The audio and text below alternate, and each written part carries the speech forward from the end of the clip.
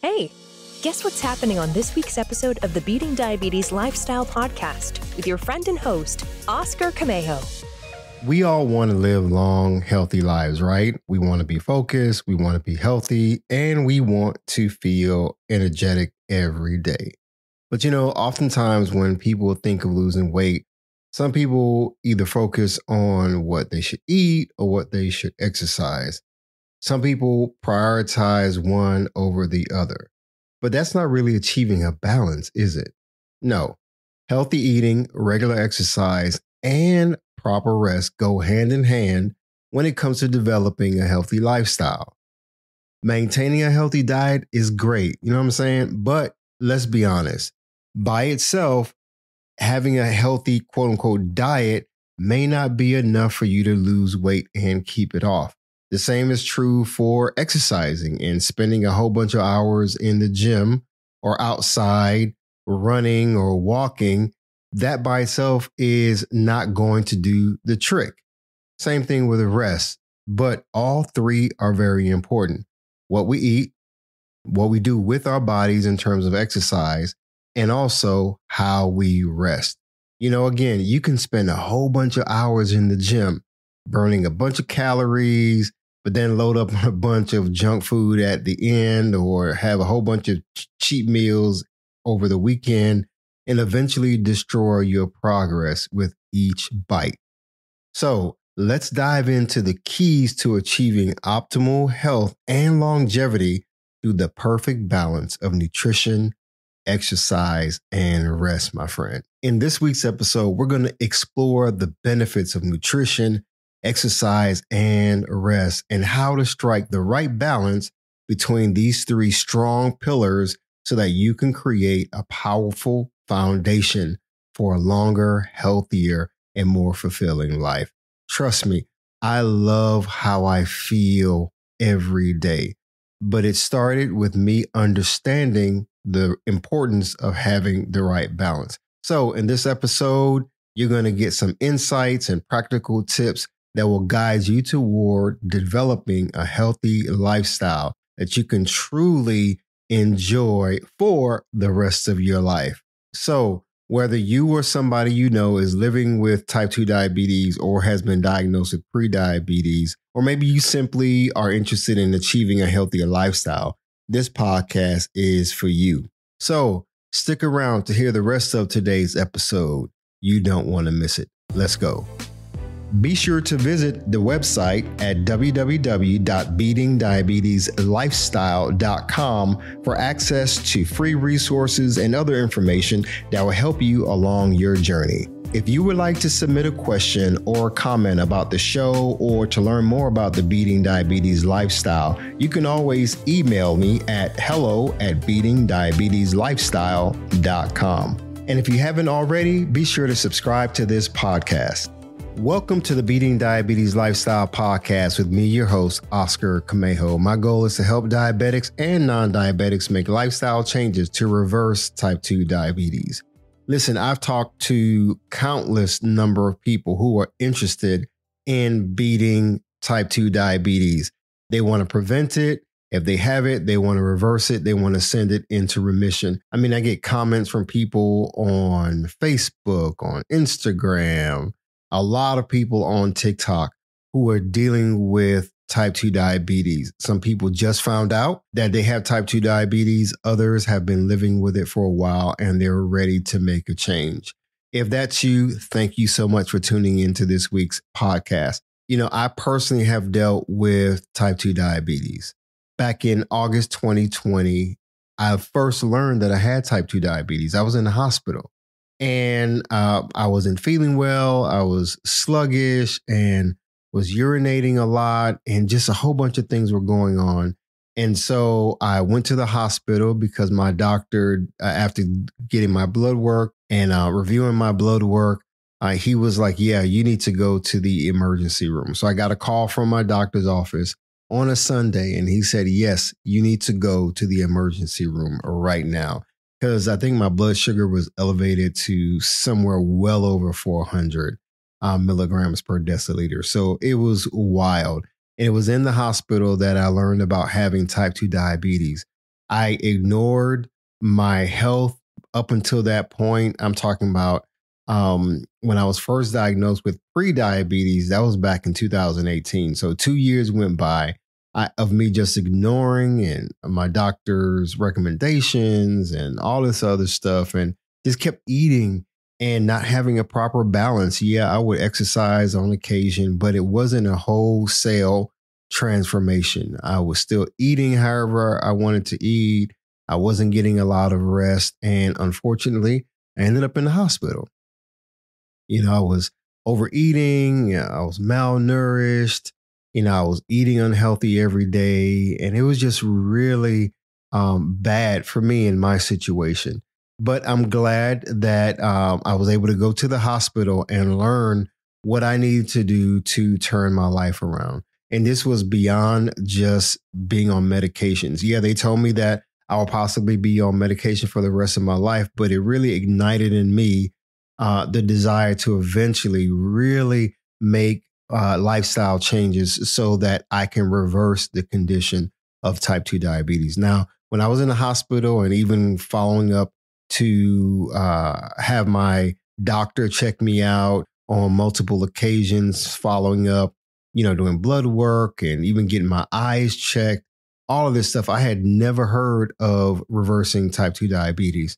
But the more and more I started learning and listening to podcasts and also reading literature and just watching a bunch of videos, I would often hear this thing about reversing type 2 diabetes. And that really piqued my interest. So today, folks, I am 187 pounds. I used to be 268 pounds when I was first diagnosed with prediabetes and type 2 diabetes. And so I am glad that I was able to lose over 80 something pounds through the lifestyle changes that I share in almost every episode of this podcast. So I'm no different. I didn't go to school for this stuff. I simply was diagnosed, and I realized that, what? I did not want to go down the same road as people that I knew who had type 2 diabetes and lost their lives. I know people who've lost their limbs. And I was like, you know what? I don't want that to be me. So I finally made a decision to turn my life around. And you know what, folks? No matter what I heard, no matter what teachings or material I read, I still had to make a conscious decision to turn my life around. I had to finally come to the end of myself, if you will, and make the decision to change. I mean, I used to look in the mirror and I didn't like what I saw. I didn't like how I felt. I didn't like getting up in the mornings and just feeling sluggish throughout the day and almost falling asleep, in front of the computer at work and stuff like that. I just did not feel energetic, and let alone dealing with that. I was on meds, and I was like, man, I don't want to be on meds for the rest of my life, no matter what I heard. But initially I thought, yeah, maybe that's what it's going to take. But I was like, nah, I don't want to be taking these insulin injections. Nah, I don't want to be taking these pills for high blood pressure, hypertension, and high cholesterol, and just some other stuff I was dealing with, and meds for type 2 diabetes. I was on metformin, and I was taking, I think it was 36 units of insulin, several times a day. And it was just a lot going on. And I was just tired, man, of being tired. I was tired of being on meds. I was tired of, worrying about what to eat and should I be exercising or not. And it was just like this emotional roller coaster that I was dealing with. I was stressed out a lot. And I just got to the point where it's like, you know what? Enough is enough. I'm going to learn as much as I can about nutrition, about the human body, what the body's supposed to do with food. How is the food that I'm eating or that I was eating impacting my body? I learned about sugar. I learned about cravings. I learned about even sugary drinks and sodas and sports drinks and all of those things that were negatively impacting my body. And the more I learned, the more I realized that, hey, I needed to make some changes. But it wasn't just some blanket statement like, oh, I needed to change. I got specific. I wanted to learn about the benefits of exercising, especially for diabetics. I wanted to learn the benefits of eating healthy for diabetics. I wanted to understand the benefits of proper rest. And I mean, not just sleeping, but getting proper rest of the mind, rest for the mind, rest for the body, and so forth. So that's what I want to share with you all today is the overall benefits of exercise, of eating healthy, getting proper rest, and how you can find the right balance between the three, because it's going to be very important. I don't want you to prioritize exercise and neglect eating healthy. I don't want you to prioritize eating healthy and not exercise and getting enough exercise or getting the proper or adequate exercise. I don't want you to, prioritize just relaxing all the time and not eating properly, not exercising, because you know what, when you have a lifestyle of imbalance is going to affect your health straight up. So I want to go over the benefits of eating healthy, exercise, and proper rest. So let me start with the benefits of eating healthy. Now, some of this stuff is going to be a no-brainer, but for the sake of this podcast and for the sake of new listeners, especially those who have recently been diagnosed with type 2 diabetes or pre-diabetes, and you're wanting to know, okay, where do I start? Because I get that question a lot, like, okay, Oscar, I just got this diagnosis. I don't know where to start. I heard that I have to eat healthy, but why? Where do I start? I heard that I have to exercise, but why? I mean, and how? What am I supposed to do? And believe it or not, people don't know the importance of getting proper rest as well. So we're going to go over these benefits, and then we're going to go over some practical things that I recommend that you guys do. Okay, so here we go. The overall benefits of eating healthy. Eating healthy gives your body the proper and sufficient nutrients that it needs to thrive. A couple of episodes ago, I talked about making sure that your body has the essential nutrients that it needs to survive. The carbohydrates, the proteins, the fats, fiber, the minerals, and vitamins, as well as water. So when you give your body what it needs, not what it craves, remember, there's a big difference. Your body will function properly. And I'm not just talking about what you eat in one meal. I'm talking about what you do on a regular basis, building a lifestyle of eating healthy. Now, that doesn't mean that you just eat salads and eat a bunch of food that does not taste great and that you just hate just because it has nutritional value. No, I think healthy eating is eating eating foods that you also enjoy. That doesn't mean that you have to cut out, let's say if you like chicken and but you read somewhere where, chicken has hormones in it, so you just immediately cut out chicken. You don't have to do that, folks. That's very extreme. The quality of food and the quality of even the drinks that you put in your body is very important. So let me go on with more of the benefits of eating healthy. Eating healthy helps to prevent disease. Eating healthy also helps you to lose weight and keep it off. That's very big and very important. Healthy eating is good for your digestion. Also, eating healthy is good for your overall heart health. Eating healthy provides greater energy. Believe it or not, even what you eat can affect how you sleep. So those are some of the basic benefits of eating healthy. Now let's talk about the benefits of exercising. Did you know that exercise will help to manage and lower blood sugar? Exercise also can help you to boost your insulin sensitivity. Exercise helps to burn fat. A lot of people know that. It helps you to lose weight. Exercise also helps to protect your heart. I want to say something about heart health when it comes to exercising real quick. When I started exercising, I was overweight and things just seemed very hard on my heart. It was like, man, I'm out of breath, just walking or getting on the treadmill or doing some of these aerobic exercises, some of these HIIT exercises, which is high intensity interval training exercises. And it was like, man, my heart is just pounding.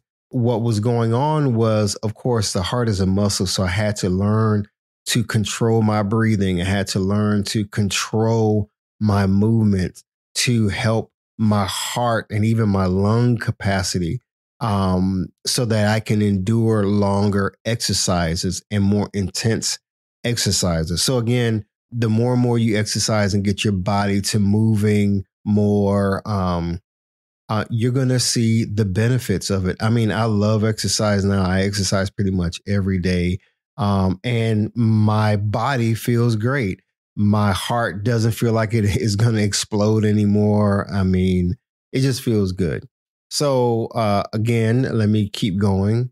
Another benefit of exercising is, as I just mentioned, helps you to feel better. And not only helps you to feel better, but it will help you to look much better as well. I'll be honest, I'm age 50 now, and I'm in the best shape of my life.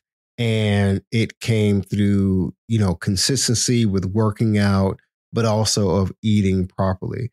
And one of the things that I love about exercising is it has helped me to build strength and endurance, as I mentioned before. I mean, I used to struggle going up and down stairs, y'all. My knees used to hurt. My back used to hurt. I was winded before. And, through small changes, I was able to build my strength and build my endurance. Now, that doesn't mean that, you or myself or anybody has to get on these heavy weight machines and lift 1,000 pounds and all that stuff. No, but building your strength is important for building stability, even to prevent injury, whether you're running or hiking, even cycling and swimming is just important to build strength, especially as we age. Because you know what? We shouldn't be getting weaker as we get older. We should be getting stronger. I mean, I see people in the gym who are in their 70s and 80s, man, and they have muscles. I mean, men and women. And I'm not talking about bodybuilders. I'm talking about everyday people, the average people who are doing above average things in the gym. I see people on the track. I see people out running. And it's just great to see people living their best life. So those are some of the benefits of exercising, whether you have diabetes or not. Now let's move on. What about rest? And again, I'm talking about more than just sleep, but just getting proper rest. Proper rest enhances your cognitive or mental functions and improves your concentration and focus. It will help you to boost your immune system and to help you to reduce the risk of infections. The proper rest will help you to lower your risk of chronic diseases, including heart disease and diabetes. We're talking about improve your mood and emotional well-being, increase energy levels and productivity. I mean, even better weight management and appetite regulation. It can help you to accelerate your muscle recovery. And if you have some tissue repair and stuff like that, I mean, sleep is just very important, but overall, proper rest gives the body the opportunity to do what it's designed to do, and it's to heal itself. If you're dealing with inflammation in your body, I mean, proper rest will help you to reduce inflammation. Folks, when I used to go to bed late at night, every night, and only get about 4 hours of sleep, I was sitting up watching television or on the computer, or just really not getting enough sleep doing whatever I was doing. It was just a terrible thing because I started feeling it in my body and not even realizing it. The pain that I was having in my knees was due to inflammation because of the things that I was eating and also not getting proper rest. So I didn't have a good balance. I mean, I used to deal with like brain fog. So did you know that proper rest and sleep will help you to improve your memory? Yes, it can help you improve your memory as well as your learning capabilities. Helps you to be smarter. You know what I'm saying? And stress. I mean, I used to be stressed out a lot, but getting proper rest helped me to lower my stress levels. And I used to be stressed out a lot, folks.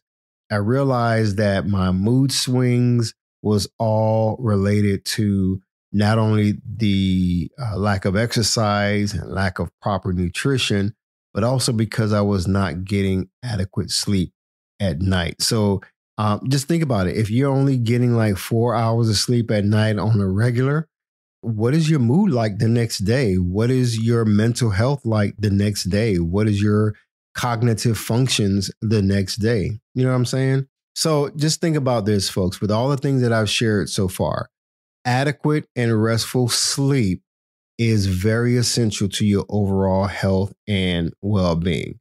So prioritizing proper rest can and will have a profound effect on your physical, mental, and emotional health.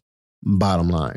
So now, as we move on, what to do to turn things around, right? Because again, finding the right balance between nutrition, exercise, and rest is very crucial if you want to achieve longevity and overall well-being. So here's some practical steps to help you strike that balance, my friend. And let me say this. I know I talked about medication earlier, and I talked about changing your diet and the things that you eat on a regular basis and getting proper rest. As with anything, there is no one size fits all method. There is no cookie cutter method to any of this that I'm telling you that's going to work for everybody. You may achieve better results than the next person, or they may achieve better results than you. Or you may look at my lifestyle and say, well, yeah, I want that exact same lifestyle. Well, I was able to develop my lifestyle around how I live and how I wanted to live. And I love how I eat now. I love what I do in terms of exercise and my rest, even though, I definitely can use a little bit more rest and being able to achieve that 8 hours of sleep. I'm roughly about 7 to 7.5 on most nights because, I do have a lot going on. But as with anything, no matter what the changes are, it's important for you to consult a healthcare professional. I need to say that because before making any significant changes, when you consult a healthcare professional, such as a registered dietitian, fitness trainer, or even your primary care physician, is going to help you because they can help you to develop an individualized plan to deal with your individual needs. I remember when I was starting my journey, I was like, okay, where do I go from here? I know that I'm supposed to exercise. I know that I'm supposed to eat healthy, but where do I start? So as a baseline, I went to my doctor just to learn about what was going on in my body. I had to understand, my medical history. I needed to understand all these terminologies and these diagnoses and all this other stuff. And what is HB1C? What does that mean? What is insulin resistance? What are all these numbers that I'm looking at? So I had to educate myself. So going to a healthcare professional is very important. Again, that's for establishing a baseline to know what's going on with your body and in your body. Now, some people don't like going to the doctor. Some people just feel like, okay, well, I can do this without going to the doctor. I just think it's very important to go to somebody who's trained so that they can help you on your journey. The next thing is to adopt a balanced diet. Now, let me say this. When I say the word diet, I'm not talking about a diet plan. I'm not saying, okay, you find something on social media, go ahead and adopt that. I want you to throw away the common understanding of a diet. I'm not talking about a diet program, a short-term, 8-week or, 15-week plan or 30-day diet. I'm not talking about any diet trend. When I say diet, I am talking about adopting a balanced eating pattern. That means how you eat on a regular basis, not what you're doing to while you're on a specific program that lasts 30 days. I'm talking about this is how I eat. For me, the way how I eat now is how I eat. It's not a part of a diet program. I never counted carbs. I never counted calories. I didn't do any of that. I said, you know what? I want to eat more vegetables. I want to eat more fruit. I want to drink lots more water and keep myself hydrated and all that. So I needed to redesign my lifestyle to make sure that on a daily basis, I was eating properly, giving my body what it needs. I was drinking proper fluids. And we're going to talk about hydration in a second. I wanted to, of course, eliminate the things that were not good for me, that was not contributing to my pursuit of good health.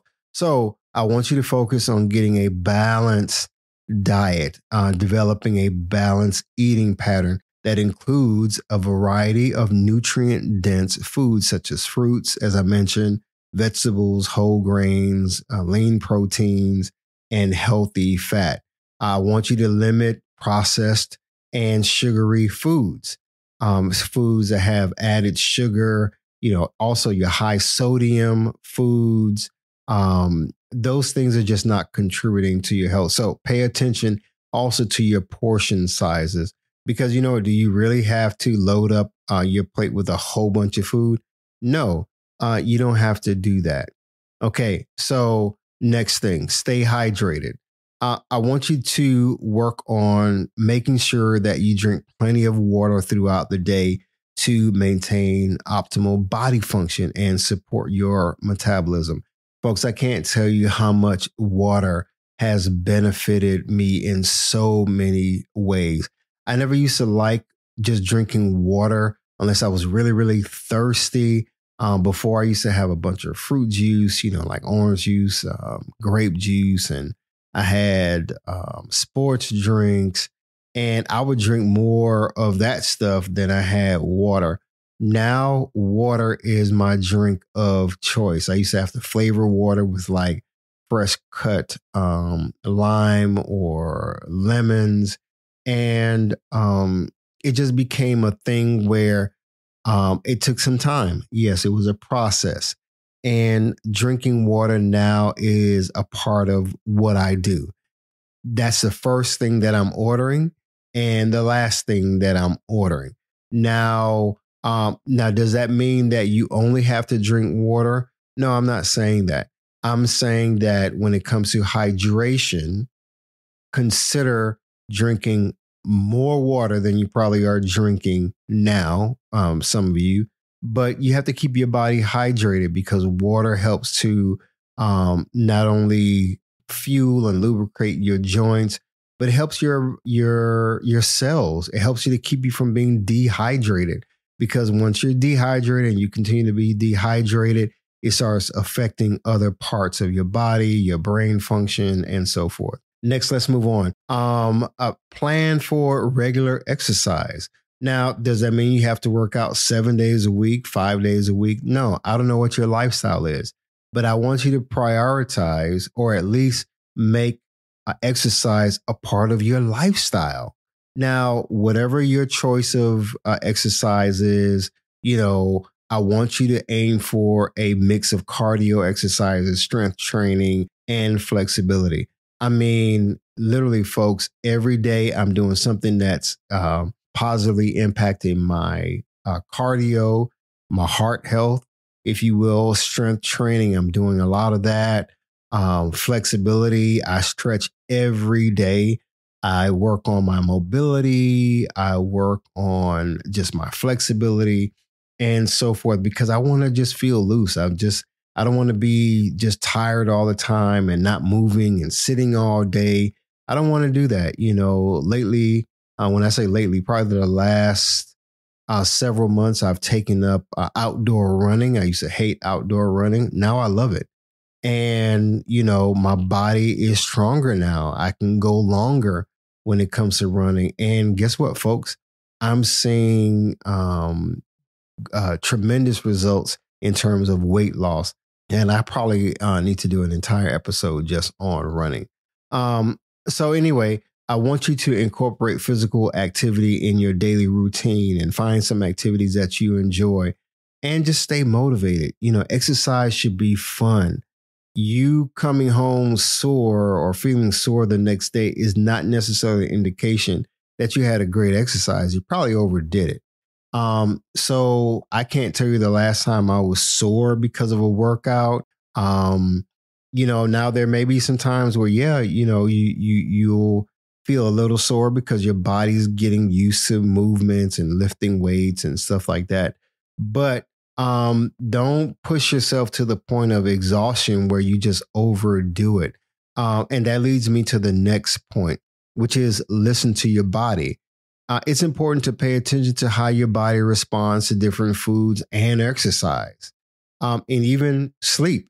Do you know if you're getting too much sleep, that can, have an effect on your body, an adverse effect on your body, because you don't want to just be laying in bed all day and not moving, right? You don't want to do that. So I want you to adjust your choices based on your energy levels, your recovery, and overall well-being. So again, listen to your body. Next thing is prioritize restful sleep. Now let's move on. When it comes to rest, prioritizing restful sleep is so important. It's important to establish a consistent sleep schedule and create a calming bedtime routine to help promote quality sleep. It is said that it's important to try to aim for 7 to 9 hours of sleep per night. But you know what? It may vary from person to person. If you're getting like just 4 hours of sleep, push for an extra hour, 5 hours. If you're getting 5 hours of sleep, push for getting 6. So you see what I'm saying? So push for getting an extra hour of sleep, but it really will depend on what you do in preparation for going to bed. One of the things that I had to stop doing was watching TV during the week at night. Now, that doesn't mean you have to stop doing it. I mean, for me, I was just watching too much television. I was spending too much time on social media as well, and it was just contributing to me not getting enough sleep. So I had said for myself, okay, I used to get to go to bed at 2 a.m. I was like, okay, I need to stop doing that. I started going to bed at 1, and then I started going to bed at midnight. And then I would say, okay, well, my new cutoff time is 11 o'clock. So I did that for a while. And then I got to the point where it's like, okay, 10 o'clock is my cutoff time. But I had to do it in increments. It didn't happen overnight. It took some just readjusting and realizing, okay, what am I doing to contribute to me not getting enough sleep.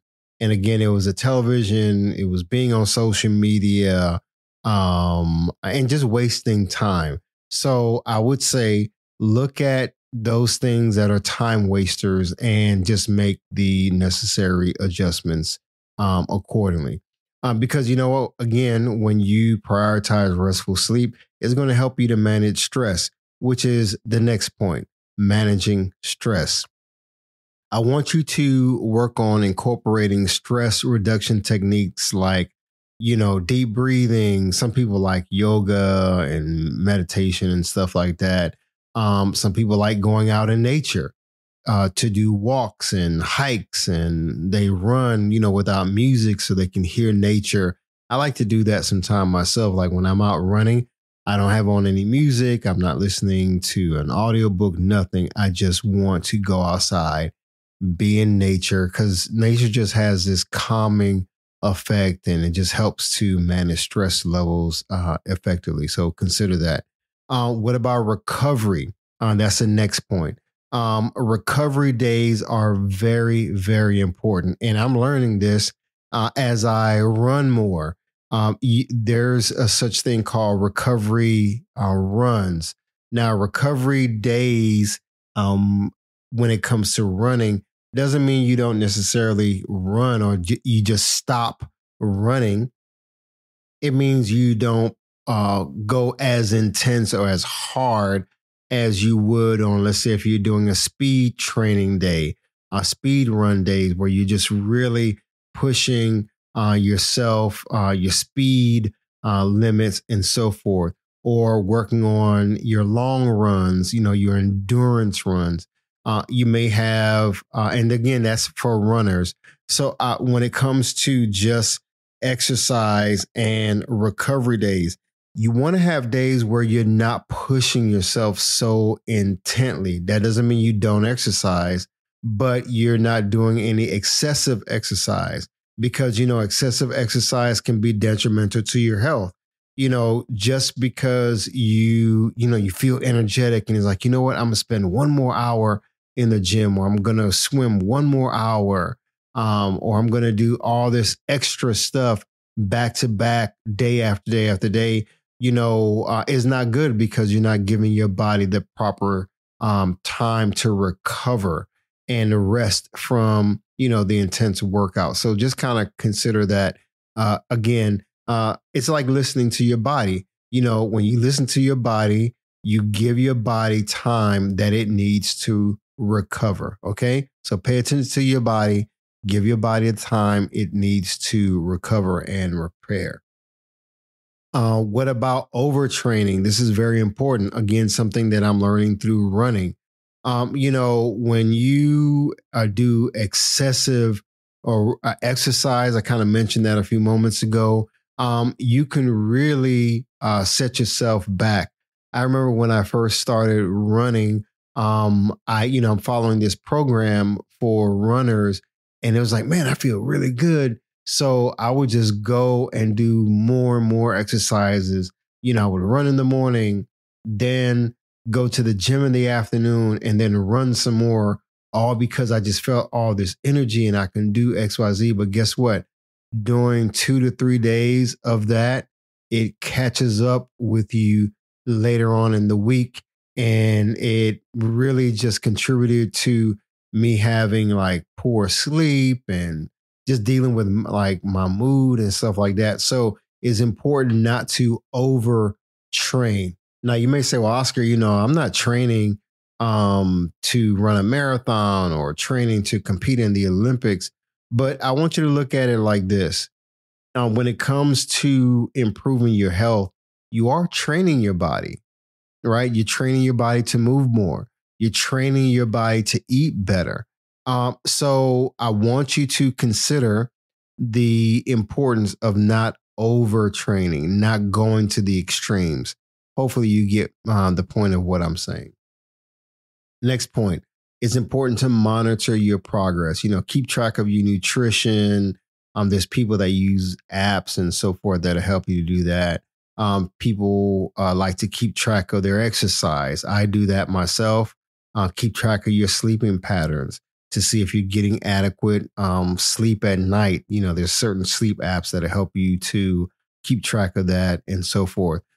So all of this, you want to see how it's affecting your overall well-being and longevity goals. Because if you're realizing, okay, I'm getting exercise, adequate exercise, and not overdoing it. I'm getting rest at night and really taking mental health breaks and taking advantage of my recovery days. You'll start noticing what works, even the things that you're eating and how it affects your digestion and so forth. Just pay attention to all of that. Don't just pay attention to the scale and what the scale is saying from day to day, but look at your overall health. And that's going to be very important. Next thing is be consistent and stay consistent. Longevity is about creating sustainable habits, people. Consistency is the key. So aim for small, gradual changes that you can maintain over time. Because remember, it's all about a lifestyle, not just something you're doing temporary to fit in an outfit because you're going to a class reunion. No. And last thing is stay positive.